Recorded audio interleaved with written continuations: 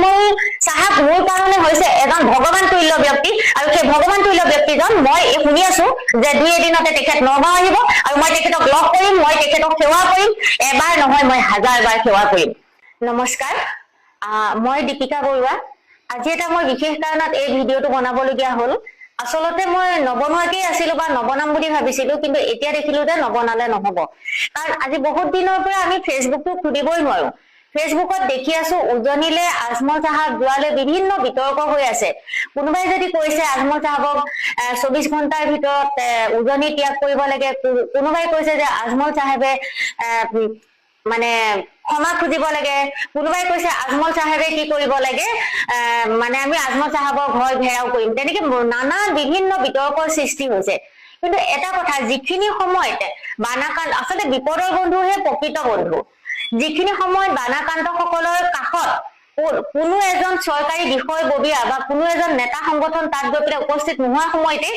আজমল চাহাবে গৈ পেলাই তাত উপস্থিত হৈছিল আৰু আজমল চাহাবে সেইদিনা ভিডিঅ'টোত সকলোৱে স্পষ্টভাৱে দেখিছে যে সত্য এজন ব্যক্তি তেখেতে চকীত বহিয়ে কথা ক'ব লাগিব কাৰণ যিজন ব্যক্তিয়ে বিনোদ বানাকান্ত সকলৰ ওচৰত থাকে আৰু ৰাতি তেখেতে গৈ পেলাই নাৰ্ছিং হোমত এডমিট হয় সেইজন ব্যক্তি আকৌ পুনৰ বানাকান্ত সকলৰ ওচৰলৈ আহে তেখেতে ধনেৰে অকল ধনী নহয় তেখেতে যে মনৰেও চহকী সেই বস্তুটো আচলতে প্ৰমাণ কৰি দিছে আৰু যিসকলে কৈ আছে তেখেতে ক্ষমা খুজিব লাগে মই তেখেতসকলক সুধিব বিচাৰিছো যে কিয় ক্ষমা খুজিব লাগে কি ভুল কৰিলে যাৰ কাৰণে আজমল চাহাবে ক্ষমা খুজিব লাগে আজমল চাহাবে কোনো হিন্দু মুছলিম বাছ বিচাৰ নকৰি পেলাই বানাকান্ত ৰাইজক এটা সহায় আগবঢ়ালে আৰু সেই সহায় আগবঢ়োৱাৰ কাৰণে আজমল চাহাবৰ দুখ হ'ল নেকি একো দুখ হোৱা নাই কাৰণ কিয় তাত আমাৰ বিভিন্ন আমাৰ চৰকাৰৰ কোনো এজন প্ৰতিনিধি তেতিয়ালৈকে তাত নগল তাত কোনো এজন প্ৰতিনিধি যোৱা নাই কোনো এজন দল সংগঠন যোৱা নাই অথচ আজমল চাহাবে গৈ পেলাই প্ৰথমতে ঘোষণা কৰিলে 1 কোটি দিম তাৰপিছত ক'লে 2 কোটি দিম তাৰপিছত ক'লে বাহ দিম টিংপাত দিম মই ঘৰ বনাই দিম কিবা বহুতখিনি তেখেতে ক'লে আৰু মহিলাসকলে আপোনালোকে ভিডিঅ'টোত নিজেই দেখিছে যে মহিলাসকলক তেখেতে বাৰম্বাৰ কৈছে আপোনালোকে আমাক সেৱা কৰিব নালাগে মই যিমানটো পাৰো আপোনালোকক সহায়হে কৰিছো আৰু সেই মহিলাসকলে পিছদিনা বাইক দি কৈছে যে তেখেতে যদি আমাক 5 টকাও নিদিলেহেঁতেন বা তেখেতে যদি আমাক 1 টকাও নিদিলেহেঁতেন তেতিয়াহ'লে আমিও তেখেতসকলক সেৱা কৰিলোহেঁতেন আৰু আমাৰ হিন্দু ধৰ্মত এটা নিয়ম আছে যে আমি ডাঙৰক সেৱা কৰিব লাগে কিন্তু হিন্দু ধৰ্মত এই বুলি লিখা হৈ থকা নাই যে তোমালোকে অকল হিন্দুকে সেৱা কৰিব লাগিব মুছলমানক নকৰিবা খ্ৰীষ্টানক নকৰিবা জৈনক নকৰিবা এনেকৈ আমাৰ কোনো শাস্ত্ৰত লিখা নাই গতিকে মহিলাসকলে আমি এজন বয়োজ্যেষ্ঠ ব্যক্তিজনক সেৱা কৰিছে তাত তেখেতৰ ভুলটো কি হ'ল তাত তেখেতৰ একো ভুল হোৱা নাই কাৰণ কিয় তেখেতে আজি আজমল চুপাৰ 40 মই কথা কওঁ আজমল চুপাৰ 40 অকল কি মুছলমান ল'ৰা ছোৱালীয়ে পঢ়ি আছে নেকি তাত হিন্দু ল'ৰা ছোৱালীও পঢ়ি আছে আৰু প্ৰত্যেক বছৰে হিন্দু ল'ৰা ছোৱালী তাৰ পৰা ডক্টৰ ইঞ্জিনিয়াৰ হৈ ওলাই গৈছে আৰু যিসকল নেতাই বৰকৈ চিঞৰি আছে আজমল চাহাবে উজনি ত্যাগ কৰিব লাগে আজমল চাহাবে ইয়াত ৰাজনীতি কৰিবলৈ আহিছে সেই নেতাসকলৰ কিন্তু পুত্ৰ জীয়াৰীয়ে সেই আজমল চুপাৰ 40 পঢ়ি আছে আজমল চাহাবে কেতিয়াও আজমল চাহাবে কোৱা নাই যে মোৰ ইনষ্টিটিউটত অকল মুছলমান ল'ৰা ছোৱালীয়েহে পঢ়িব তাত আমাৰ হিন্দু ল'ৰা ছোৱালীও বহুত পঢ়ি আছে সেইটো কিয় তেওঁলোকৰ চকুত পৰা নাই আজমল চাহাবক সেৱা কৰাটো চকুত পৰিছে আজমল চাহাবক মই 100 বাৰ সেৱা কৰিম 100 বাৰ মই সেৱা কৰিম মোৰ পৰিয়ালে সেৱা কৰিব মোৰ ল'ৰাই সেৱা কৰিব কাৰণ আজমল চাহাব মোৰ কাৰণে ভগৱান স্বৰূপ আজমল চাহাব মোৰ কাৰণে ভগৱান স্বৰূপ এই কাৰণে কৈছো অলপ দিনৰ আগতে প্ৰায় 6 মাহৰ আগতে মই জটিল ৰোগত আক্ৰান্ত হৈ মাত্ৰ কেইটামান টকাৰ কাৰণে মই হাহাকাৰ কৰিছিলো তাৰপিছত মই আজমল চাহাবৰ ওচৰত গৈছিলো যেতিয়া নগাঁৱত তেখেত আহিব বুলি মই শুনি মই তেখেতৰ ওচৰলৈ গৈছিলো তেখেতক লগ পোৱাৰ পিছত তেখেতে মোক হিন্দু নে মুছলিম সোধা নাছিল তেখেতে মোক কৈছিল বাইদেউ আপুনি বহক মই তেখেতৰ ওচৰত বহোতে সুধিছিল বাইদেউ আপোনাৰ সমস্যাটো কি মই মোৰ সমস্যাটো তেখেতক কৈছিলো যে এনেকৈ মোৰ অপাৰেশ্যন কৰিবলৈ দিছে গতিকে মোক অলপ টকাৰ প্ৰয়োজন হৈছিল আজমল চাহাবে একো এটা শব্দ নুশুনাকৈ মোক একোৱেই নুসুধিলে আনকি মোৰ ডক্টৰৰ তাৰপৰা দিয়া মেডিকেলৰ কাগজ পাতিও নাচালে তেখেতে মোক লগে লগে কৈছে হ'ব বাইদেউ আপুনি ঘৰত যাওক আপোনাৰ ট্ৰিটমেণ্টৰ সম্পূৰ্ণ খৰচ মই দি দিম দিব আজি যুগত কোনোবা এজন মানুহে আছে কিন্তু আজমল চাহাবে নকলে আপুনি চৰকাৰৰ ওচৰলৈ যাওক আপুনি হিমন্ত বিশ্ব শৰ্মাৰ ওচৰলৈ যাওক মুখ্যমন্ত্ৰী ফাণ্ডৰ পৰা আপুনি চিকিৎসাৰ টকা আনক সেই প্ৰশ্ন কিন্তু আজমল চাহাবে মোক নকৰিলে তেখেতে ডাইৰেক্ট মোক ক'লে হ'ব আপোনাক মই 2 এদিনৰ ভিতৰতে আপোনাৰ চিকিৎসাৰ টকাটো মই দি দিম মই জানো আজি এই ভিডিঅ'টো যেতিয়া দেখিব এই ভিডিঅ'টোৰ তলত বহুতে মোক কমেন্ট দিবলৈ আহিব কেনেকুৱা কমেন্ট দিব বহুতে ক'ব তই মিয়ানি তই গেদি আৰু বহুত কমেন্ট দিব মই সেই সকলক ক'ব বিচাৰিছো উল্টা পুল্টা কমেন্ট আপোনালোকে নিদিব এনে উল্টা পুল্টা কথা আপোনালোকে ফেচবুকত নবকিব কাৰণ কিয় যদি আপোনালোকে বকে তেতিয়াহ'লে আপোনালোকে মোক আজমল ছাৰে যি ট্ৰিটমেণ্টৰ খৰচ দিছে আকৌ মই চেকআপত যাম আপোনালোকে মোক সেই খৰচটো লৈ আহি পেলাই মোক কমেন্ট দিবহি এনেকুৱা উল্টা পুল্টা কথা নকব কাৰণ কিয় আজমল ছাৰে একোৱে ভুল কৰা নাই তেখেতক সেৱা কৰিছে এজন মানুহক সেৱা কৰাটো কি অপৰাধ নেকি অপৰাধ হ'ব নোৱাৰে সেইটো লৈ পেলাই ফেচবুকত ইমানেই বিতৰ্ক হৈ আছে যেন তেখেতে খুব ডাঙৰ অপৰাধ কৰিলে তেখেতেতো একো অপৰাধ কৰা নাই কালি মই ফেচবুকত এটা তেখেতৰ বাইক পাইছিলো পোষ্ট পাইছিলো মই চাই দিছো পোষ্টটো তেখেতে কালি লিখিছিলে যে মই উজনিত মই কোনো ৰাজনীতি কৰিবলৈ যোৱা নাই উজনিত যদি মই ৰাজনীতি কৰিবলৈ যাম বুলি ভাবিছে মোৰ এখন সাম্ৰাজ্য আছেই গতিকে মই উজনিত ৰাজনীতি কৰিবলৈ যোৱা নাই আৰু সেই মহান ব্যক্তিজনীয়ে কৈছিলে যে মই উজনিত ৰাজনীতি কৰিবলৈ অহা নাই আৰু আপোনালোকে যদি বিশ্বাস নকৰে তেতিয়াহ'লে মই আপোনালোকক কোৰ্টত লিখি দিম মোক ভয় খাব নালাগে প্ৰয়োজন হ'লে উচ্চতম ন্যায়ালয়ৰ পৰা এফিডেভিট কৰি দিম এইজন মহান ব্যক্তিয়ে তেনেকে কৈছিলে এইটো চাওক মই আপোনালোকক দেখাই দিছো গতিকে সেই ব্যক্তিজন বহুতে কৈ আছে যে তেওঁলোকে এতিয়া অগৰু মানে ইয়াতে অগৰু ব্যৱসায় কৰিবৰ কাৰণে আহিছিল সেই সকল ব্যক্তিক মই ক'ব বিচাৰিছো যিসকলে কৈ আছে যে তাৰ পৰা অগৰু আনি অগৰু ব্যৱসায় আগৰৰ ব্যৱসায় কৰিবৰ কাৰণেহে আজমল চাহাব উজনিত সোমাইছে আজমল চাহাবে অকল উজনিৰ পৰা আগৰ আনিলে ব্যৱসায় কৰিলেহে হ'ব নেকি আজমল চাহাব এনেই কোটিপতি তেখেতে মনেৰেও তেখেতে কোটিপতি আৰু ধনেৰেও কোটিপতি গতিকে সেই সকল ব্যক্তিক মই পুনৰবাৰ ক'ব বিচাৰিছো যিসকলে কৈছে তেওঁলোক নগাঁৱলৈ আহক মই নগাঁৱত থাকো দীপিকা বৰুৱা শইকীয়া মোৰ নাম আপোনালোকে আহক মোৰ সন্মুখী হওক মোক প্ৰশ্ন কৰক এই বিষয় লৈ যি উত্তৰ দিবলগীয়া আছে আপোনালোকক মই সন্মুখীকেই দিম আপোনালোকে যদি এনেকৈ ফেচবুকত উল্টা পুল্টা কথা কৈ সেই মহান ব্যক্তিজনৰ ভাৱমূৰ্তি নষ্ট কৰিবলৈ চেষ্টা নকৰিব আপোনালোকে নোৱাৰেও কৰিব আপোনালোকে যে বিচাৰি আছে আপোনালোকে এইটো ৰাজনীতিলৈ নিব বিচাৰি আছে কিন্তু ৰাজনীতি কৰি লাভ নাই তেখেতে কোনো ৰাজনীতিৰ কাৰণে তালৈ যোৱা নাই তেখেতক এই কাৰণে গৈছে যে তেখেত সদায় বিপদৰ বন্ধু আৰু দুখীয়াৰ বন্ধু গতিকে সেই মানুহখিনি বানাকাণ্ড মানুহখিনি যেতিয়া ককবকাই আছিল এসাঁজ ভাতৰ কাৰণে এখন কাপোৰৰ কাৰণে যেতিয়া ককবকাই আছিল সেইখিনি সময়তে আজমল চাহাব গৈ পেলাই তেওঁলোকৰ ওচৰত উপস্থিত হৈছিল আৰু যিকেইজন নেতা পালি নেতাই ইমান চিঞৰ বাখৰ কৰি আছে তেওঁলোকৰ অনুদান কি তেওঁলোকৰ অনুদানটো চাওঁ তেওঁলোকৰ অনুদানটো আপোনালোকে ৰাজহুৱা কৰক চাওঁ মই পুনৰ কৈছো আজমল ডাঙৰীয়া আপোনালোকৰ কাৰণে কি নাজানো আজমল চাহাব মোৰ কাৰণে হৈছে এজন ভগৱান তুল্য ব্যক্তি আৰু সেই ভগৱান তুল্য ব্যক্তিজন মই শুনি আছো যে 2 এদিনতে তেখেত নগাঁও আহিব আৰু মই তেখেতক লগ কৰিম মই তেখেতক সেৱা কৰিম এবাৰ নহয় মই 1000 বাৰ সেৱা কৰিম এবাৰ নহয় মই মোৰ পৰিয়াল লৈ যাম মোৰ ল'ৰাক লৈ যাম মোৰ মোৰ বান্ধৱীসকলে এতিয়া মোক কৈ আছে দীপিকা তোমাৰ লগত আজমল চাহাবৰ ওচৰত আমাক লৈ যাবা মই তেখেতসকলক লৈ যাম আৰু আমি সকলোৱে মিলি তেখেতক সহায় কৰিম কাৰণ আমাৰ হিন্দু ধৰ্মতেই আছে যে আমি ডাঙৰক সেৱা কৰিব লাগে কিন্তু ধৰ্মত আমাৰ এইটো নাই যে তোমালোকে অকল হিন্দুকেহে সেৱা কৰিবা মুছলমানক সেৱা নকৰিবা খ্ৰীষ্টানক সেৱা নকৰিবা জৈনক সেৱা নকৰিবা আমি মানৱ ধৰ্ম পালন কৰো গতিকে আমি মানৱ ধৰ্ম পালন কৰি আমি যাম আজমল চাহাব 2 এদিনতে নগাঁও আহিব আৰু আমি মইতো মোৰ ল'ৰাকো লৈ যাম লৈ গৈ আমি সপৰিয়ালে আমি তেখেতক সেৱা কৰিমগৈ আজমল চাহাবৰ সাহায্য আৰু নাজিৰাত প্ৰথমে এটা কেলেংকাৰী হৈছিলে আপোনালোকে গম নাপায় তাৰ আগতে মই আপোনালোকক কৈ থওঁ আজমল চাহাব এজন খুব ভাল মানুহ বিশাল মনৰ অধিকাৰী তেওঁ এইবোৰ একোৱে গম নাপায় তেওঁ মানুহক সাহায্য দিবৰ বাবে আহিছিলে শিৱসাগৰ নাজিৰা চৰাইদেউ যোৰহাটত কিন্তু তাত কেলেংকাৰী হ'ল নাজিৰাত প্ৰথম দিনাখনে আৰু মই এইটোও কওঁ আপোনালোকক যোনে এইটো বিষয়ত একো নাজানে বাহিৰা মানুহ তেওঁলোকে যাতে কমেণ্ট নকৰে নজনাকৈ এতিয়া কথাটো হ'ল আজমল চাহাবৰ সাহায্য প্ৰথম নাজিৰালৈ যেতিয়া আহিছিলে 1 গাড়ী মাল 1 গাড়ী নে 2 গাড়ী মই বৰ ভালকে নাজানো নাজিৰাৰ মানুহে ঘৰত থৈছিলে তাত এটাই কেলেংকাৰী কৰিলে সেই মালখিনি বদলাই তাত ডুপ্লিকেট মাল মানে একেবাৰে সস্তীয়া মালটো ভৰাই দিলে তাৰপিছত যেতিয়া নাজিৰাৰ ৰাইজে গম পালে নাজিৰা জামাতৰ মানুহখিনিয়ে গম পালে তেতিয়া তেওঁক ধৰি সোধ-পোছ কৰিলে সোধ-পোছ কৰাত তেওঁ মান্তি নহয় কোনো পৰ্যায়ত তাৰপিছত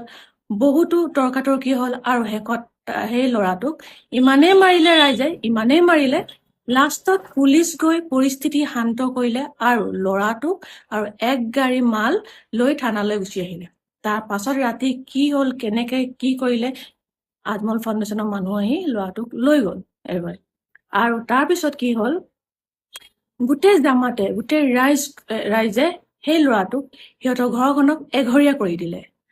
কাৰণ আমি সকলোৱে জানো এখন ৰাইজে আজিকালি দিনত কাকো এঘৰীয়া কৰিব নোৱাৰে, কিন্তু সেই ল'ৰাটোক কৰি দিলে। তাৰ ক্ষেত্ৰতো সি মাত মাতিব পৰা নাই, কাৰণ তাৰ গাত দায় আছে সেইবাবে। আৰু এঘৰীয়া কৰাৰ পাছতো তেওঁলোকৰ ফাউণ্ডেশ্যনৰ কিছুমান মানুহ আহি সেই ল'ৰাটোৰ ঘৰত খোৱা বোৱা কৰিলে। আমি ফটো দেখিছো খোৱা বোৱা কৰা। বাৰু সেইবোৰ বাদ দিয়ক, আমাৰ নাজিয়াত আৰু এগৰাকীয়ে তেওঁৰ এই যে সাহায্যখিনি লুকুৱাই থৈছিলে, তাৰ পিছতো বহুতখিনি সাহায্য নাজিয়া টাউনৰ মাজমজিয়াত লুকুৱাই ৰাখিছিলে। সেই তথ্যও ফাদিল কৰিছিলে নাজিয়াৰ আৰু এগৰাকী ছোৱালীয়ে। তাৰপিছত তেওঁলোকৰ ফাউণ্ডেশ্যনৰ মানুহ আহি সেই ছোৱালীজনীক লগ ধৰিলে। সম্ভৱ সেইডোখৰ ওচৰৰ কাৰোবাক কিবা কিবি সাহায্য দিলেও কি হয় কথাটো মানে, যেতিয়া তেওঁলোকৰ ফাউণ্ডেশ্যনৰ এগেইনষ্টত কোনোবাই কিবা এটা ভিডিঅ' বনায় বা কমপ্লেইন দিয়ে, তেতিয়া কি কৰে তেওঁলোকৰ মানুহখিনিয়ে সেই যোনে ভিডিঅ' বনায় সেই মানুহগৰাকীক লগ ধৰি তেওঁৰ ওচৰৰ জেগাডোখৰত সাহায্যটো বিতৰণ কৰি দিয়ে। সেই মানুহজন বা মানুহগৰাকী মুখখন মাৰি দিয়ে সিহঁতি, তাৰপিছত বাকী জেগাবোৰত নিদিয়ে। সেই সূত্ৰে মই আমাৰ নাজিয়াৰ হৈ মাত মাতি আহিছো। আমাৰ নাজিয়াৰ গাঁওবোৰত একোৱে পোৱা নাই, আৰু তেওঁলোকে এদিনো আজমল চাহাবক আমাৰ নাজিয়ালৈ লৈ নাহিলে। আজমল চাহাবে নাজানে, আজমল চাহাবে অকল ভাবিছে চন্তক নেপালী কুটি তাতহে বহুত বেছি মানুহ ক্ষতি হৈছে, কিন্তু নহয়। নাজিয়া হোলাংকাটনিত আপোনালোকে ভিডিঅ'বোৰ দেখি আছিলে, নাৰিকল গছৰ ওপৰত মানুহে উঠি জান বচাইছিলে, আৰু ডাঙৰ আম গছৰ ওপৰত এটা পৰিয়াল, এগৰাকী মাইকী মানুহ, ল'ৰা ছোৱালী, গিৰিয়েক উঠি তাত জান বচাইছিলে। কিছুমানক SDRF-এ টিং ফুটা কৰি উলিয়াই আনিছে। আৰু এটা ল'ৰাই কুকুৰ এটা বচাবলৈ গৈও ঢুকাইছিলে, পানীত পৰি উটি গৈছিলে ল'ৰাটো। ইমানখিনি নাজিয়াত হ'ল, নাজিয়া হোলাংকাটনি, ৰজাপুল, বামুণ পুখুৰী, তাৰপিছত সন্দিকৈ গাঁও আৰু মলা গাঁও, দুৱৰা গাঁও, এনেকে বহুত গাঁও আছে নাজিয়াত, মানে বহুত গাঁও আছে। ক'তো তেওঁলোকে আজমল চাহাবক লৈ নাহিলে তালৈ। সকলো মানুহে আশা কৰি আছিলে। আশা কিয় কৰিছিলে? আজমল চাহাবে সদনত ঘোষণা কৰিছিলে যে বানপীড়িত লোকসকলক তেওঁ সাহায্য দিব। ঘোষণা কৰাৰ বাবেহে মানুহখিনিয়ে আজমল চাহাবৰ ওপৰত আশা কৰিছিলে। ঘোষণা যদি নকৰাহেঁতেন তেতিয়া কোনো তেওঁৰ ওপৰত আশা নকৰিলেহেঁতেন। আৰু সেইবাবে আমি মাত মাতি আহিছিলো। আৰু আমাৰ মানুহ মানে ইমানেই কষ্ট কৰিব লাগে, আমি ইমান ফোন কৰিলো, ফোন কৰি আমি নাজিয়াৰ কেইডোখৰমান জেগাত আমি দিয়ালো। নাজিয়া ষ্টেচনৰ একেবাৰে দুখীয়া মানুহখিনি আছিলে, সিহঁতক দিয়ালো। তাৰপিছত আকৰাম হুছেইন নামৰ এজন লোকেও তেওঁলোকৰ লগত যোগাযোগ কৰি ৰাতিপুৱাৰ পৰা ৰাতিলৈকে মানুহজন বেচেৰা তেওঁলোকৰ অফিচত বহি থাকে। বহি নাজিয়াৰ 8 number ward, 8 number ward, 6 number ward, এনেকে 5 নম্বৰ ৱাৰ্ড, এনেকে দুটামান ৱাৰ্ডত দিয়ালে। 4 নম্বৰ ৱাৰ্ডত পালে আধা মানুহে নাপালে। এনেকে চব জেগাতে প্ৰত্যেকটো ৱাৰ্ডৰে আধা মানুহে পাইছে, আধা মানুহে নাই পোৱা। বাৰু সেইবোৰ বাদ দিয়ক, কিন্তু গাঁওবোৰলৈ একেবাৰে নাহিলে তেওঁলোকৰ সাহায্য। এতিয়া মানুহবোৰে আমাৰ ওচৰলৈ আহি আছে, আমাক বাৰে কৈ আছে, মোক কেইটামান আজমল ফাউণ্ডেশ্যনৰ হৈ ভিডিঅ' বনোৱা দেখিলে যে সেইবাবে ভাবিছে তেওঁলোকে মই সাহায্যবোৰ দি আছো, কিন্তু মই নাই দিয়া। আমি ইমান তেওঁলোকক ফোন মাৰো, কিন্তু তেওঁলোকে ফোন ৰিচিভ নকৰে। তেওঁলোকক মেছেজো যে দিওঁ, কিয় ৰিচিভ নাই কৰা, তেওঁলোকে তাৰ উত্তৰটো দিবলৈও তেওঁলোকৰ মানে সময় নাই। সেয়ে আমি উপায়হীন হৈ ভিডিঅ' বনাইছো। ভিডিঅ' যোগেদি আমি এইটো ভাবো আজমল চাহাবে ভিডিঅ'টো পাওক, আৰু আজমল চাহাবে ভিডিঅ'টো পোৱাৰ লগালগ সাহায্যখিনি যে আহিব, আমি গোটেই মানুহখিনিয়ে জানো সেইটো। কাৰণ আজমল চাহাব এজন মানে বিৰাট বহুত বেছি ভাল মানুহ। তেওঁক মানে মই মানে শব্দই প্ৰকাশ কৰিব নোৱাৰো, তেওঁ ইমান বেছি ভাল মানুহ। কিন্তু তেওঁৰ লগত থকা কিছুমানে বহুত খেলি মেলি কৰি আছে। সম্ভৱ আমাৰ এতিয়া নাজিয়াবাসী আমাৰ এইটো সন্দেহ হৈছে, আমি যিমান লিষ্ট তেওঁলোকৰ হাতত দি থৈছিলো, তেওঁলোকে সম্ভৱ গোটেই লিষ্টখিনি মানুহক দেখুৱাই দিলে নেকি। এতিয়া আমাৰ তেনেকুৱাই সন্দেহ হৈছে। সেয়ে আমি নাজিয়াবাসীয়ে বিচাৰো আজমল চাহাব নাজিয়ালৈ আহক, আহি নাজিয়া গাঁওসমূহ চাওক, তাৰ মানুহখিনিৰ অৱস্থাটো চাওক, চাই মেলি সহায় কৰিলেও কৰক, নকৰাটো সেইটো তেওঁৰ কথা, কিন্তু এবাৰ আহি মানুহখিনিক চাই যোৱাটো আমি বিচাৰো। দেখিছে কালি মুখ্যমন্ত্ৰী ডাঙৰীয়াই কৈছে যে যিসকলে গড় মাৰি কাজিৰঙাখন ধ্বংস কৰিলে তেখেতলোকে এতিয়া কাজিৰঙা বচোৱাৰ কথা কয়।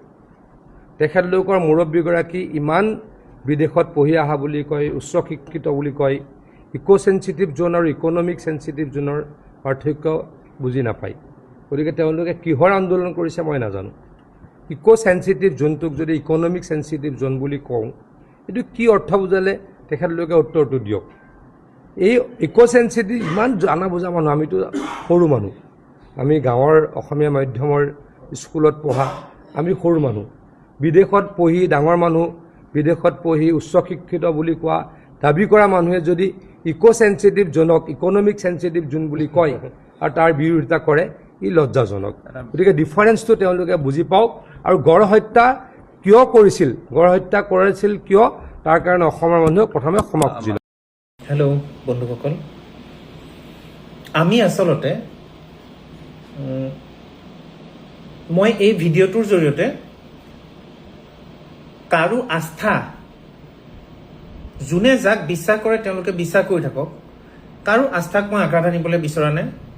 কোনেও যাতে এইটো নাভাবে যে ই ভিডিঅ'টো কৰি আস্থাক, সকলোৰে আস্থাত আঘাত আনিবলৈ বিচাৰিছে, সেইটো মই হোৱাটো কেতিয়াও নিবিচাৰোঁ। এতিয়া কথাটো হৈছে, আমি ভগৱানক বিশ্বাস কৰোঁ ন, ৰাতিপুৱা উঠি চাকি বন্তি জ্বলাওঁ, ঠিক আছে। চ' চাকি বন্তি জ্বলোৱাটো আমি কেনেকৈ শিকিছোঁ? আমি যেতিয়া জন্ম হ'লোঁ, জন্ম হোৱাৰ পিছত আমি কথা ক'ব পৰা হ'লোঁ, তাৰপিছত আমাক মাহঁতে কয় ভগৱান ওপৰত থাকে, আকাশত থাকে, কিবা কৰিলে কয় ভগৱানে দুখ দিব, কিবা দিব। এইটো কয়হে, আমি দেখিছোঁ জানো ভগৱানক? আমিতো দেখা নাই। ভগৱান বুলি এটা শব্দ আমাক ব্যৱহাৰ কৰি থোৱা হৈছে, ভগৱান ওপৰত বহি থাকে বা নেদেখাজন বুলি কয়।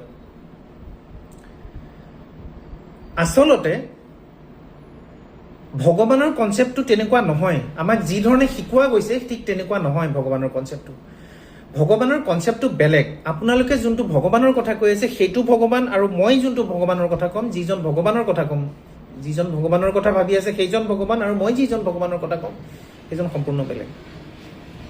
সেই ভগৱানজনৰ মানে কনচেপ্টটো সম্পূৰ্ণ বেলেগ। মই সৰু সৰু কেইটামান যুক্তি দিম আপোনালোকে বুজি পোৱাতকৈ। এইটো পেইন হয়নে? এই পেইনটো, এইটো ফেক্টৰীত বনাইছে, এইটো চাবি, এইবোৰো ফেক্টৰীত বনাইছে, লোহা, এইটো কেলকুলেটৰ, এইটোও ফেক্টৰীত বনাইছে। আপুনি খোৱা ৰেগুলাৰ প্ৰেছাৰৰ টেবলেটটো, আপুনি খোৱা ৰেগুলাৰ চুগাৰৰ টেবলেটটো, আপুনি খোৱা ৰেগুলাৰ নাৰ্ভৰ টেবলেটটো, আপুনি খোৱা ৰেগুলাৰ শ্লিপিং টেবলেটটো, আপুনি খোৱা ৰেগুলাৰ গেছৰ টেবলেটটো, আপুনি যিকোনো বেমাৰৰ কাৰণে লোৱা বিভিন্ন ধৰণৰ চেলাইন, ইয়াৰ মূল উৎসটো কোন বাৰু? ইয়াৰ মূল উৎস ভগৱান নেকি?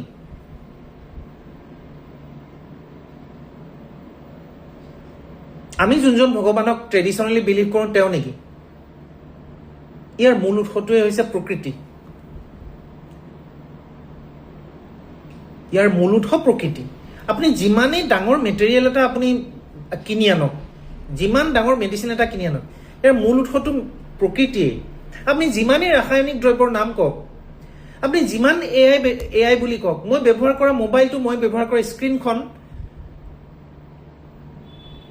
মই ব্যৱহাৰ কৰা শব্দটোৰ কাৰণে যোনটো স্পীকাৰ, সেইটোৰ মেইন চ'ৰ্চটো প্ৰকৃতি।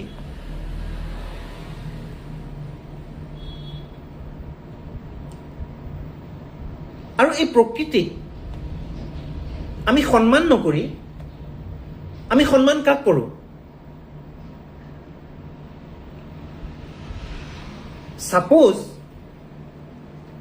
কোনোবা এজনৰ পাথৰ কুঁৱেৰী আছে, ধৰি লওক কোনোবা এজনৰ কয়লাৰ কিবা খননৰ কামত তেওঁ ব্যস্ত।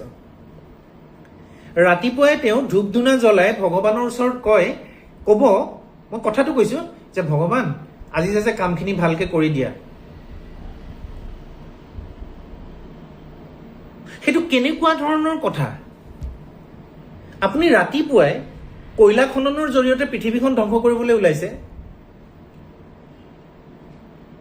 আপুনি ৰাতিপুৱাই পাথৰ কুঁৱেৰী, পাথৰত বোমা বান্ধি পাথৰ ভাঙি প্ৰকৃতি ধ্বংস কৰি আপুনি শিল বেচি আপুনি পৰিয়াল চলাবলৈ ওলাইছে, আৰু আপুনি ভগৱানৰ কথা কয়।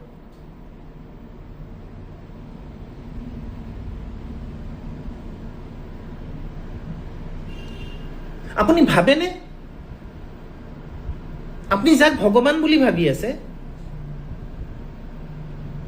তেখেতে আপোনাক ৰক্ষা কৰে বুলি? যদি ৰক্ষাই কৰে তেতিয়াহ'লে আপোনাৰ প্ৰেছাৰ ষ্ট্ৰক হ'লে, আপোনাৰ বেমাৰ এটা হ'লে, আপোনাৰ অপাৰেশ্যন এটা কৰিবৰ কাৰণে আপুনি ডক্টৰৰ ওচৰলৈ কিয় যায়?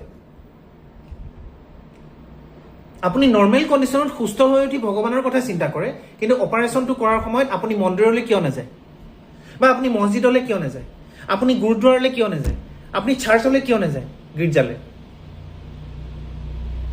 তাতে আছে আপোনালোকৰ ট্ৰিটমেণ্ট কৰিব পৰা ভগৱান। আপোনালোক কিয় নাৰ্ছিং হোমখনলৈ যাব লাগে? আপোনালোক কিয় মেডিকেল কলেজলৈ যাব লাগে?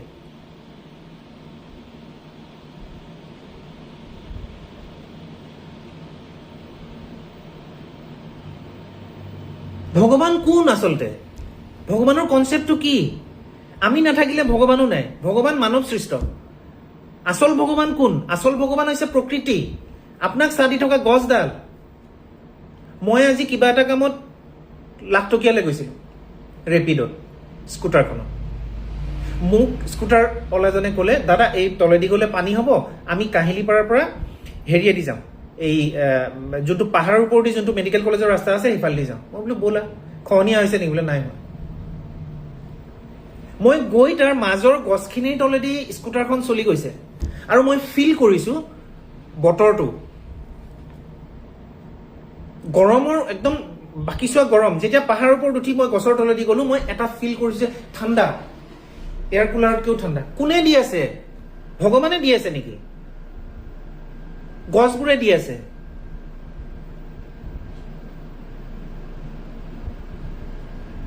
আপুনি ক'ব গছ ভগৱানেহে বনাইছে, মই ভগৱানে সেৱা কৰিম। মই ভগৱানে সেৱা কৰিম, কিন্তু গছ কাটি থাকিম।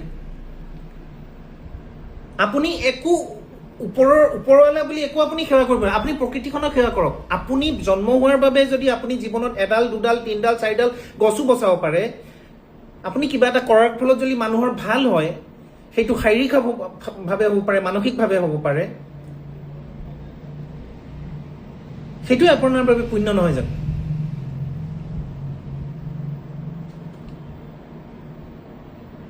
আপুনি ভগৱানৰ কনচেপ্টটো আমি বাদেই দিলোঁ। আপুনি প্ৰকৃতিখনকে ভগৱান বুলি ভাবচোন, তেতিয়াও অন্তত গছ গছনি কটা বন্ধ হ'ব।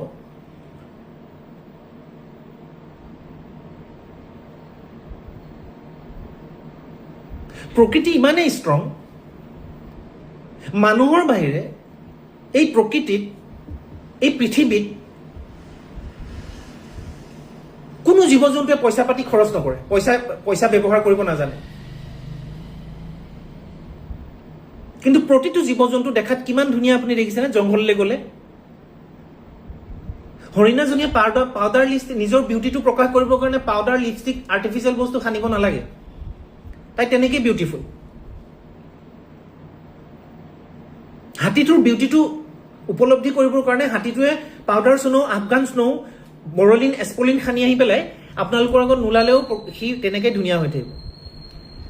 সুস্থ সবল গছ এজোপাই প্ৰকৃতিৰ পৰা মিনাৰেল আদি লৈ পেলাই যেনেকৈ প্ৰকৃতিখন, ধৰাখন ধুনীয়া কৰি ৰাখিছে, সেই গছডালক কোনো বিউটিচিয়ানৰ প্ৰয়োজন নাই।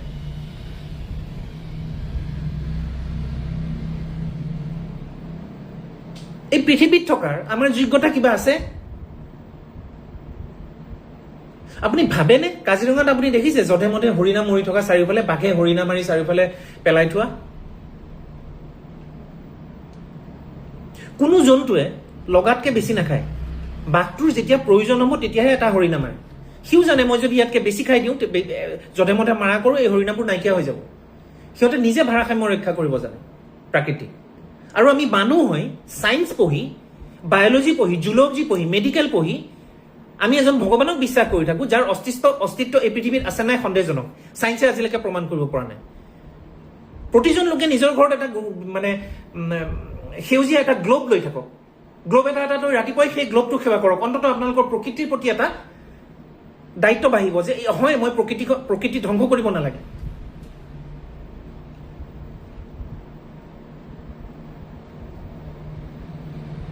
অক্সিজেনবোৰ ক'ৰ পৰা আহি আছে? আপোনাৰ ঘৰৰ কাষত থকা গছডালৰ পৰা আহি আছেতো।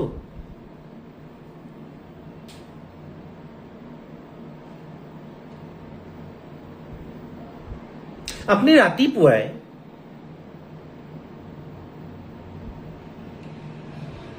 পৃথিৱী ধ্বংস কৰাৰ কামত লাগি আৰু আবেলি আহি ভগৱানক সেৱা কৰোঁ যে মোৰ ধন সম্পত্তি বঢ়াই দিয়া।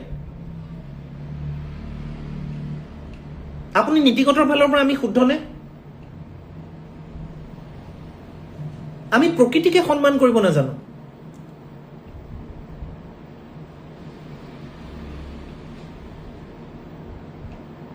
একৈশ শতিকাত, একবিংশ শতিকাত এনেকে প্ৰকৃতি ধ্বংস কৰিবৰ কাৰণে মানুহে দিনে ৰাতিয়ে কষ্ট কৰিব লগা কি আছে?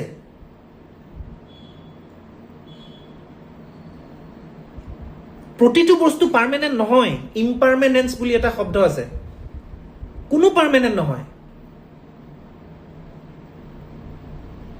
আপোনালোকে যোনজন ভগৱানৰ কথা ভাবি আছে তেখেতক পূজা কৰা বাদ দিয়াই ভাল।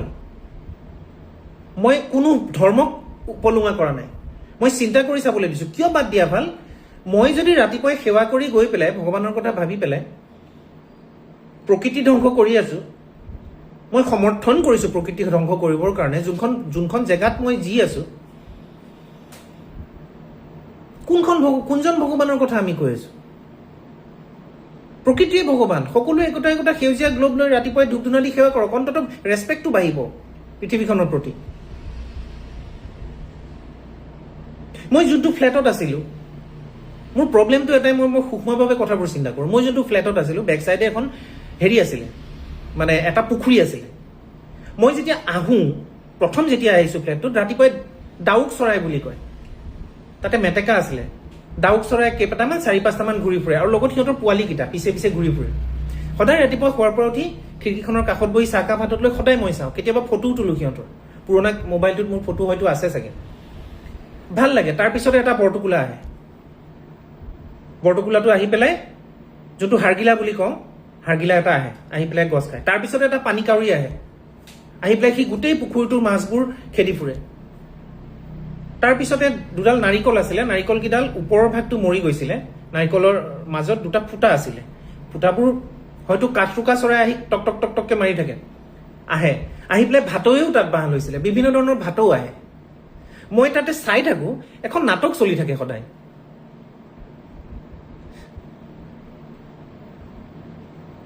সদায় প্ৰকৃতিৰ এখন নাটক দেখি থাকিছিলোঁ। তাৰপিছত সেই অ'নাৰজনে কি কৰিলে, শুনামতে তেওঁৰ বহুত পইচা পাতিও আছে, তাতে কি কৰিলে, পইচাৰ লোভত এটা এপাৰ্টমেণ্ট সাজি দিলে। পুখুৰীটোৰ আধাখিনিক ফালি পেলালে, তাৰমানে ফালি পেলাই এটা এপাৰ্টমেণ্ট সাজিলে। হিউমেন গ্ৰীডটো চাব। এপাৰ্টমেণ্ট সজাৰ পিছত সেই ডাউক চৰাইকেইটাও নাইকিয়া হ'ল, সেই বৰটোকোলাটোকো নাইকিয়া হ'ল, সেই পানী কাউৰীটোও নাইকিয়া হ'ল, সেই ভাটৌকেইটাও নাইকিয়া হ'ল, আৰু সেই শালিকাবোৰো নাইকিয়া হ'ল, সেই কাঠফুকাকেইটাও নাইকিয়া হ'ল।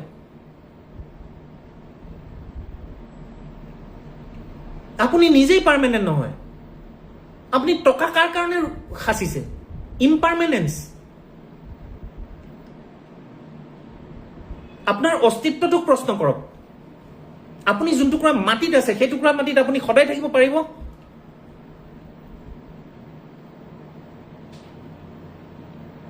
মই এজন MP পৰ্যায়ৰ মানুহৰ ঘৰত আগতে ভাড়াত আছিলোঁ। মই নামটো নকওঁ তেখেতৰ লগত মোৰ আইডিঅলজিকেল বহুত ডিফাৰেঞ্চ আছে। কিন্তু মই তেখেতক পইণ্টবোৰ কৈছিলোঁ, মই কোনোদিনে আৰ্গুমেণ্ট কৰা নাছিলোঁ। মই জানো আৰ্গুমেণ্ট কৰিলে মোৰ লগত তেখেতে হাৰি যাব আৰু তেখেতে কষ্ট পাব। মই কোনোদিনা সন্মানীয় ব্যক্তি, মোতকৈ বহুত ডাঙৰ, মোৰ ককা মানে মোৰ খুৰাহঁতৰ সমান হ'ব বা মোৰ দেউতাহঁতৰ সমান হ'ব, মই কোনদিনা আৰ্গুমেণ্ট নকৰিলোঁ, মই শুনি থাকোঁ তেখেতৰ কথাবোৰ। তেখেতে মোক এদিন তেওঁৰ ঘৰটো দেখুৱালে, এটা অট্টালিকা দেখুৱাই পেলাই ক'লে, পৰাজ, এই যে ঘৰটো দেখিছা মই সাজিলোঁ, মই বহুত টকা ঘটিলোঁ, কিবা কৰিলোঁ, এইবোৰ থাকিবগৈনে এসময়ত? আহোম সাম্ৰাজ্য আজি আছেনে? মোক কৈছোঁ নাই।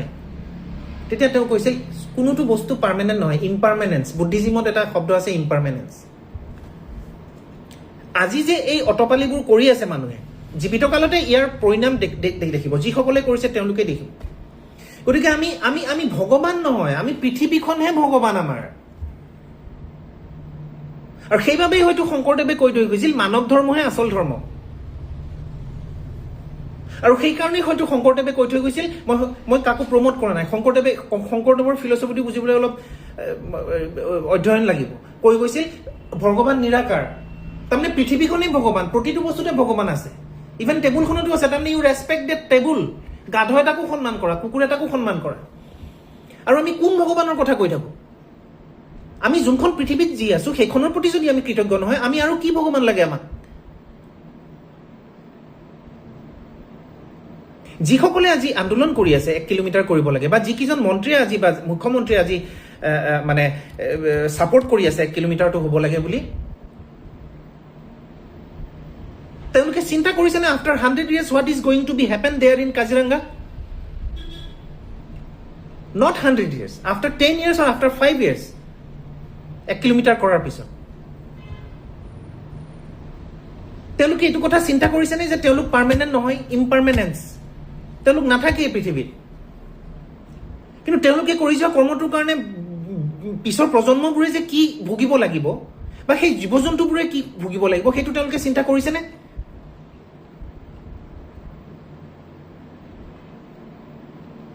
গতিকে মোৰ মতে ভগৱান হৈছে পৃথিৱীখন, এই গোলকটো ভগৱান, এটা এটা সকলোৱে গ্ৰীণ গোলক আনি পেলাই সদায় ৰাতিপুৱা ধূপ-ধূনা জ্বলোৱা উচিত।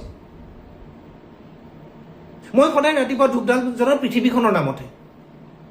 মই ৰাতিপুৱা সদায় ধূপডাল জ্বলাওঁ যে পৃথিৱীখন ঠিক হৈ থাকক, আৰু একাংশ মানুহে পৃথিৱীখন ধ্বংস কৰাত লাগিছে। আদানীয়ে কৈছে, আম্বানীয়ে কৈছে, কেপিটেলিষ্টে কৈছে। মই ভগৱানৰ যোনটো কনচেপ্ট আপোনালোকে ভাবি থাকে সেই কনচেপ্টটো মই 100% ডিনাই কৰোঁ। মোৰ মতে ভগৱানখন পৃথিৱী, সেউজীয়া ধৰণী, আৰু যুক্তিগতভাৱে মোক আপোনালোকে কাটক। আৰু চাইন্সে কৈছে ভগৱানৰ অস্তিত্বৰ ওপৰত প্ৰশ্ন আছে, আজিলৈকে প্ৰমাণ কৰিব পৰা নাই। ধন্যবাদ। নমস্কাৰ, মই আপোনালোকৰ নীলাক্ষী। অসমৰ বান নতুন কথা নহয়, আৰু এই বানৰ লগত আমি জীয়াই থাকিবলৈ কিদৰে শিকিব লাগিব। প্ৰথম কথাটো হৈছে বানকটো আমি ৰোধ কৰিব নোৱাৰোঁ, গতিকে এই বানক কিন্তু এটা দুৰ্যোগ হোৱাৰ পৰা কেনেকৈ আমি বাধা দিব পাৰিম, আহকচোন সেই বিষয়ে অলপ কথা পাতোঁ। প্ৰথম কথা হৈছে অসমৰ জিঅ'গ্ৰাফিটো, চাৰিওফালে পৰ্বত পাহাৰ, মাজতে ব্ৰহ্মপুত্ৰ ভেলী, আৰু এই ব্ৰহ্মপুত্ৰখন যেতিয়া টিবেটৰ পৰা নামি আহে তেতিয়া আমি মন কৰিব লগা উচিত যে খুব তীব্ৰ গতিত আহে, খুব very fast it comes in a very charging way, আৰু আহাৰ পিছত সেডিমেণ্ট লৈ আহে, লগত বহুত সেডিমেণ্ট লৈ আহে।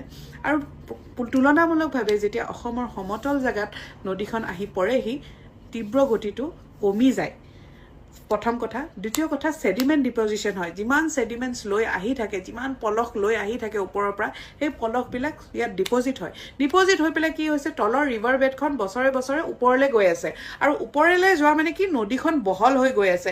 সেইকাৰণে প্ৰত্যেক বছৰে বানৰ আমাৰ পৰিমাণটো বেছি হয়, প্ৰথম কথা।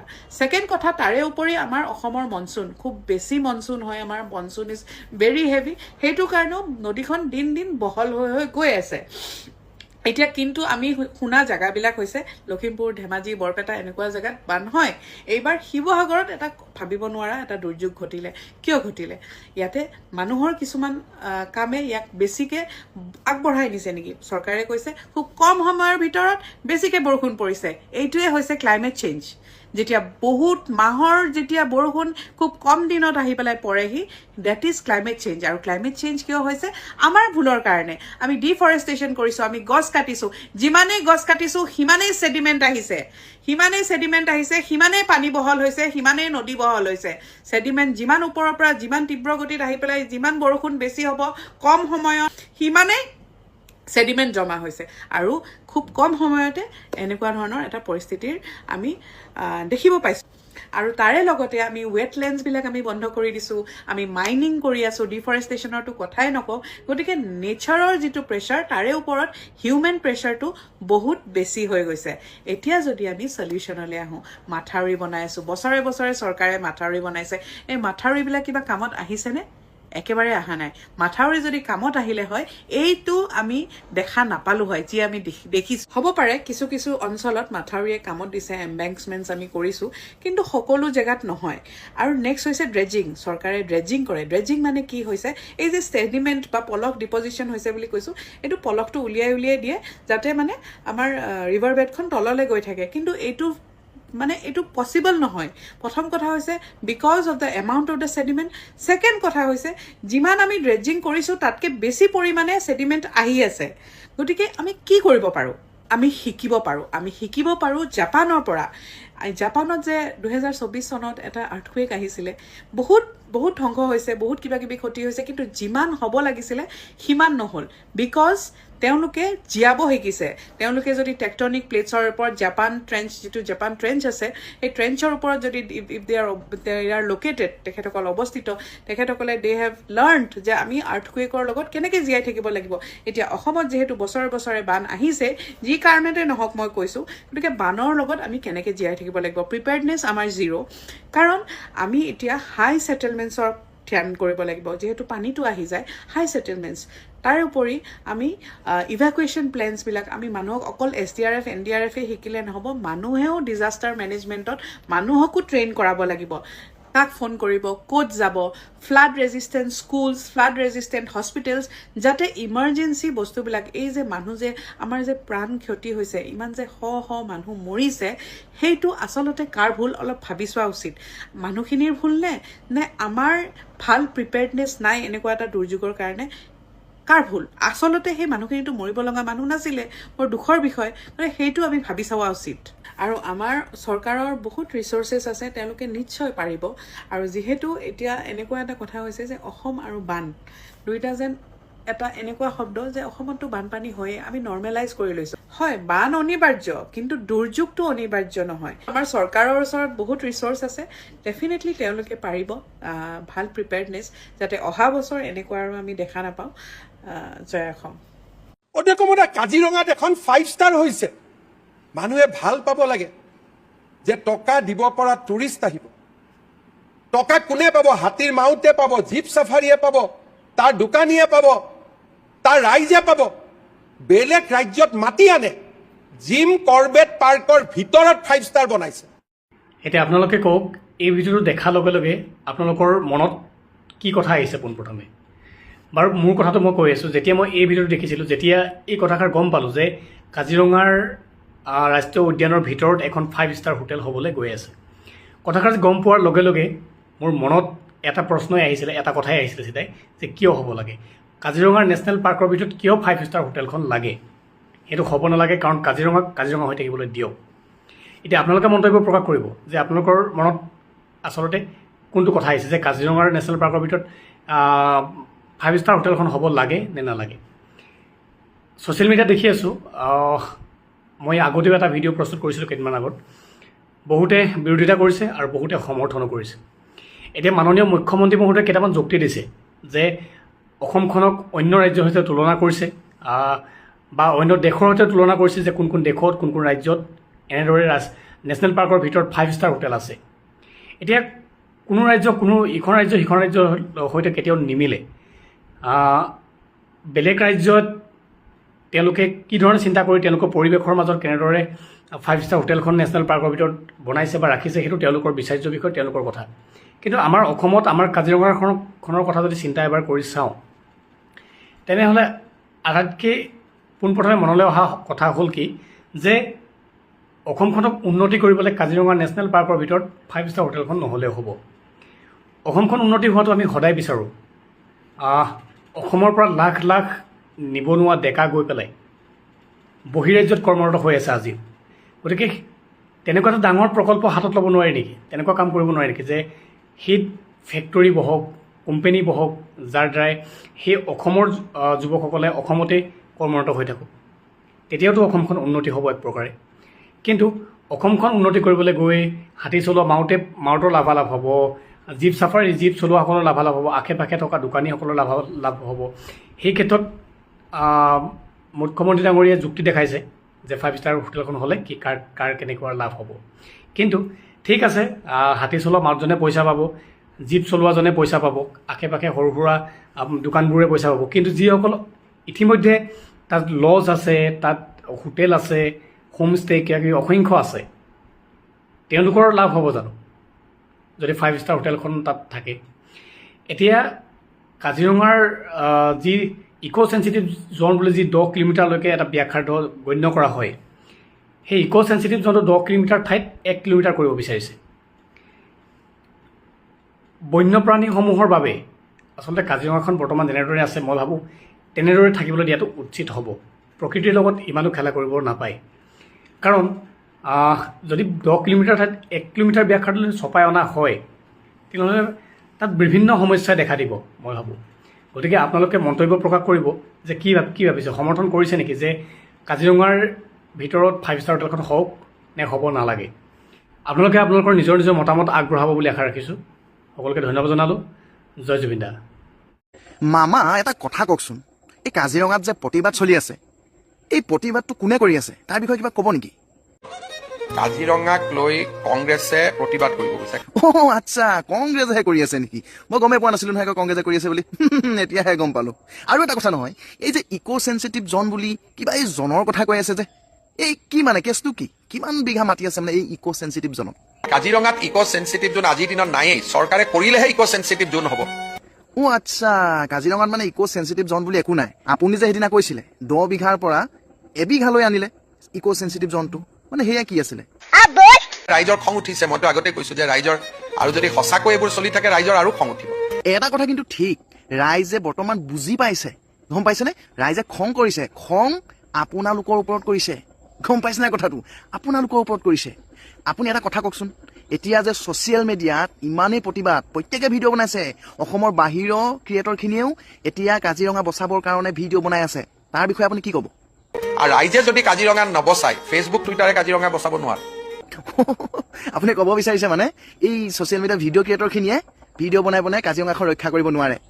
চাওক মহাশয়, অসমত যেতিয়া বানপানী হ'ল, চৰাইদেউ যোৰহাট ডুবিছিলে, তেতিয়া কিন্তু প্ৰথমে ভিডিঅ' ক্ৰিয়েটৰসকলে ওলাই আহিছিলে।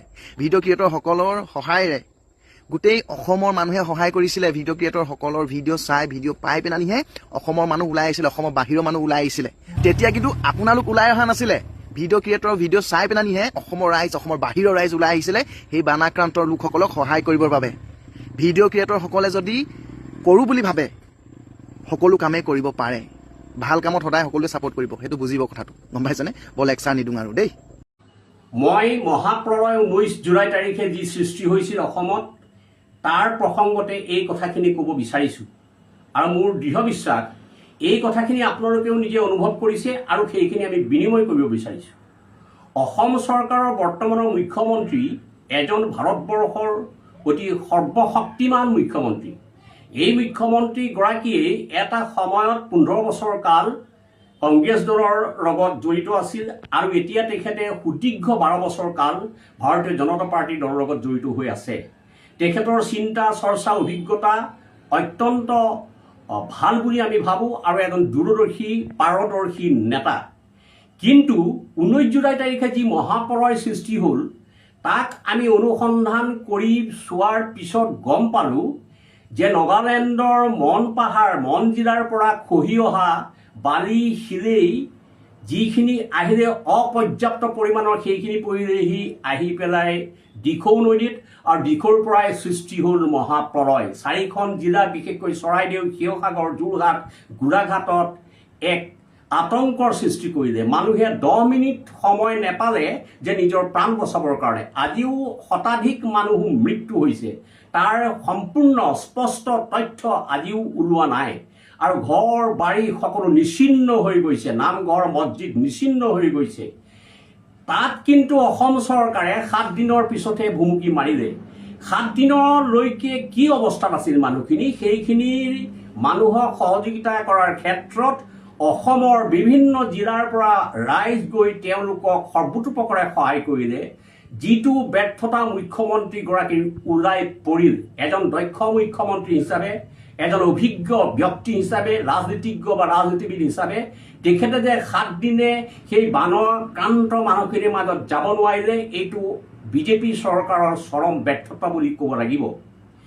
এতিয়া কথা হ'ল কি, অসম চৰকাৰে কিছুমান কাম কৰে যিবিলাক কামৰ দ্বাৰা মানুহৰ মনক আৱেগিক কৰিব বিচাৰে।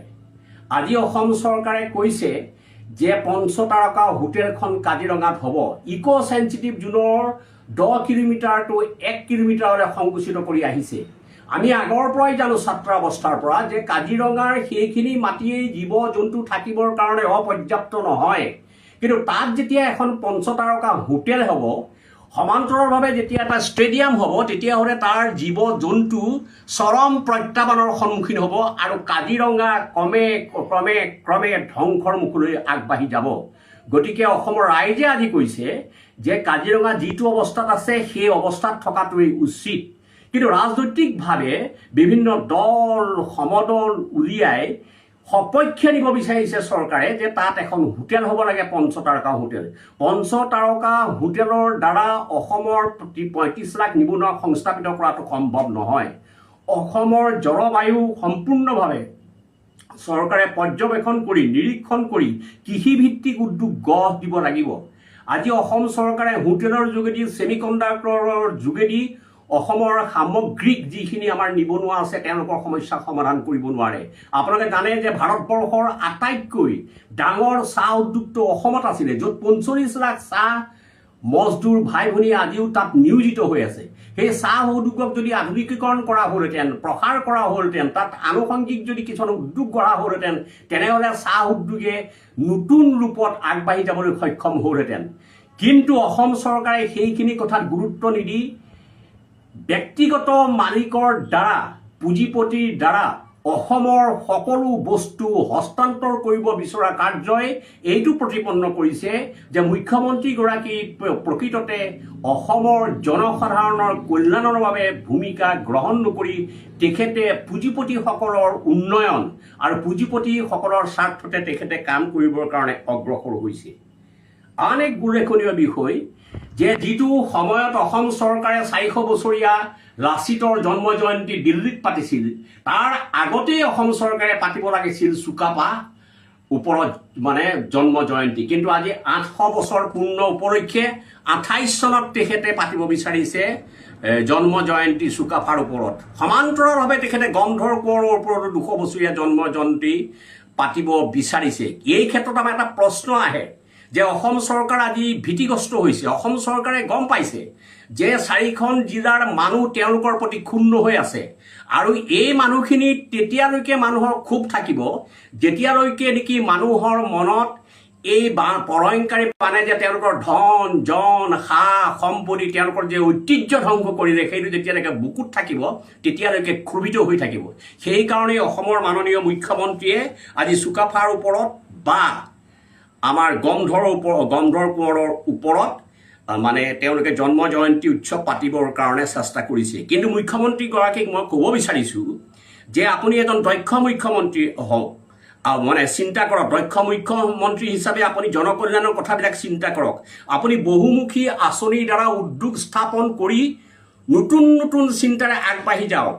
আপুনি কেৱল পুঁজিপতি গোষ্ঠীৰ সৈতে আপোচ মীমাংসাৰে ব্যক্তিগত লাভালাভৰ বাবে যদি কাম কৰে তেনেহ'লে আহি থকা প্ৰজন্ম কিন্তু গভীৰ বিপদৰ সন্মুখীনেই নহয়, প্ৰত্যাহ্বানৰ সন্মুখীন হ'ব। গতিকে মই ভাবোঁ যে মুখ্যমন্ত্ৰীয়ে এই কথাখিনি বিবেচনা নিশ্চয় কৰিব। আজি মুখ্যমন্ত্ৰীয়ে আহোমৰ কিছু নেতাক কিনি লৈ নিজৰ হাতত মুঠিত ৰাখি সেই নেতাসকলৰ যোগেদি আহোম মানুহখিনিক আৱেগিক কৰি নতুন চিন্তা চৰ্চাৰে এক ফৰ্মুলা লৈ আগবাঢ়ি যাব বিচাৰিছে। কিন্তু তেওঁৰ এই চিন্তা চৰ্চা সম্পূৰ্ণ ব্যৰ্থ হ'ব, কিয়নো যিখিনি কাম মুখ্যমন্ত্ৰীগৰাকীয়ে কৰি আছে সেই কামখিনি কিন্তু বিজ্ঞানসন্মত জনকল্যাণসন্মত জনকল্যাণৰ বিকাশৰ মানে তাত আমি কোনো ধৰণৰ চানেকি বা উদাহৰণ বা আৰ্হি দেখিবলৈ পোৱা নাই। গতিকে মই এই কথাখিনি এইটো কাৰণেই কৈছোঁ যে গণতান্ত্ৰিক ৰাষ্ট্ৰখনত গণতান্ত্ৰিক এখন ৰাজ্যৰ কথা গণতান্ত্ৰিকভাৱে আপুনি চিন্তা কৰক। আপুনি ইষ্ট ইণ্ডিয়া কোম্পানীৰ দৰে আপুনি কোম্পানীৰ স্বাৰ্থত কাম কৰিলে অসমত কিন্তু ভয়ংকৰ জনবিস্ফোৰণ ঘটিব, আৰু এই জনতা কিন্তু লাখ লাখ জনতা ওলাই আহি অসমৰ ৰাইজ একত্ৰিত হৈ আপোনাৰ বিৰুদ্ধে থিয় দিব। কিন্তু মই এইটো নেভাবোঁ, আৰু মই এইটো কেতিয়াও ইচ্ছা নকৰোঁ যে আপোনাৰ নিচিনা এজন দক্ষ মুখ্যমন্ত্ৰীয়ে তেনেধৰণৰ সমস্যাৰ সন্মুখীন হওক। মই ভাবোঁ যে গণতান্ত্ৰিক প্ৰক্ৰিয়াই আপুনি কাম কৰক, আপোনাৰ প্ৰতি আজিও শুভেচ্ছা আছে। এইখিনি মই আপোনাক তোষামোদ কৰি কোৱা নাই, জনস্বাৰ্থৰ খাতিৰত আৰু সময় উপযোগী পদক্ষেপৰ কাৰণে এই আহ্বান জনালোঁ। এই কথাখিনিকে মই আপোনালোকৰ ওচৰত ঠাউকতে কৰোঁ। তাৰ বাবে ধন্যবাদ।